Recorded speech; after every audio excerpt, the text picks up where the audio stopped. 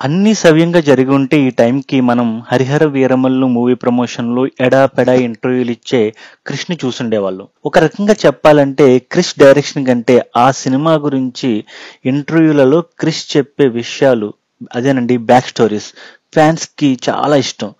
గమ్యంలో గాలిసీను క్యారెక్టర్ని, నక్సలైట్ క్యారెక్టర్ని ఎందుకు అలా డిజైన్ చేశాడో క్రిష్ అప్పట్లో చెప్తుంటే అరే భలే ఆలోచించాడే అనిపించింది.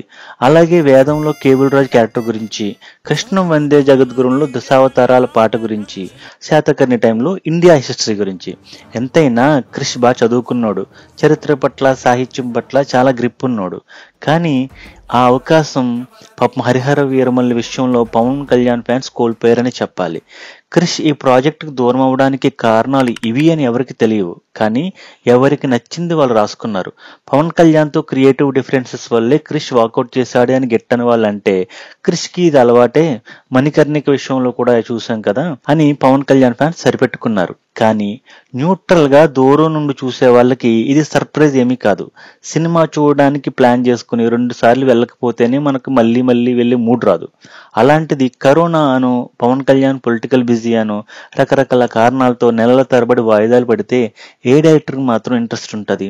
అందుకే క్రిష్ది ఏమీ తప్పు లేదు అని మినిమం కామన్ సెన్స్ ఉన్న ఎవరైనా చెప్పగలరు.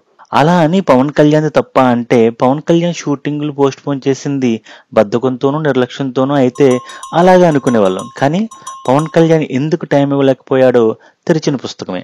ఆయన ఆ టైంలో రాష్ట్ర దేశ రాజకీయాల్లో చూపిన చాణక్య నీతి కూడా జగమెరిగిన సత్యమే. కాబట్టి అతన్ని కూడా ఏమనుకోలేం.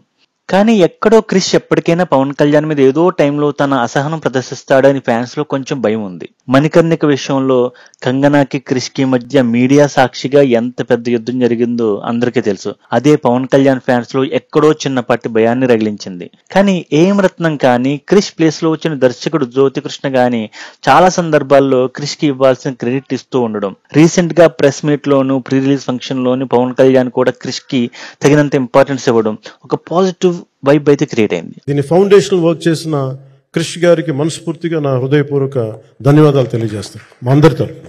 కానీ లాస్ట్ పంచ్ మనదైతే ఆ కిక్కే వీరప్ప స్టైల్లో క్రిష్ తన ఎక్స్ అకౌంట్ లో మూవీకి ఆల్ ది బెస్ట్ చెప్పడం, పవన్ కళ్యాణ్ ని ఏం రత్నం ని పొగడడం కథ సుఖాంతమైంది. ఎన్నో కష్ట నష్టాలు దాటి, ఎన్నో ఒడిదుడుకులను తట్టుకుని ఈ నెల 24 అంటే రేపు మన ముందుకొస్తున్న ఈ హరిహర వీరమల్లు సినిమాకి గ్లోబల్ గిరీశం తరపున ఆల్ ద బెస్ట్.